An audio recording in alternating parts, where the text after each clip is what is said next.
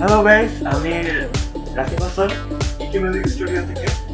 আর আজকে করলাম আমরা ঢাকাইয়া মাইয়া গানটার নাম। গানটা আমি লিখছি, আমি শুরু করছি, জানি না করতে পারছি। তো গানটা গাইছে লাবণী আপু।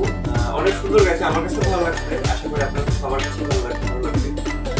আর গানটা বেসিক্যালি মানে ঢাকার যে আমাদের ঢাকাইয়া মাইয়া মানে লোকাল মাইয়া বলে না যে আমাকে বাড়ি দেখি, আমরা একটু মজা করে গানটি বানানোর চেষ্টা করেছি। তো এরকম করে আর কি গানটা সাজানো আর কি। তো একটা ঢাকাইয়া মাইয়া কেমন হইতে পারে, তো তার বুঝটা কেমন হবে, সবকিছু মিলাই আর কি গানটা করা। তো আশা করি সবার ভালো লাগবে। খুব মজার একটা গান, মানে সকল শুনে আমারই মজা লাগছে। লাবণী অনেক সুন্দর গাইছে। আমরা লাবণীর আসসালামু আলাইকুম গাইস, কেমন আছেন সবাই? আশা করছি সবাই অনেক ভালো আছেন। আজকে আসলাম ইকে মিউজিক স্টেশনের গান। খুবই চমৎকার একটা গান করলাম। আপনি মক্কাসুর মিউজিক কম্পোজিশন করেছেন আমাদের।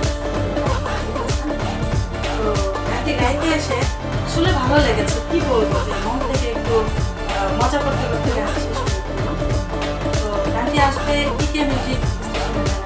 আপনারা সবাই এবং গানটি আপনাদের কেমন লাগলো অবশ্যই কমেন্টে মাধ্যমে জানাবেন। খুব শীঘ্রই আশা করি মিউজিক ভিডিওর মাধ্যমে গানটি আমরা সবাই পাবো। তো চলুন আমরা গানের মুখটা একটু শুনে আসি।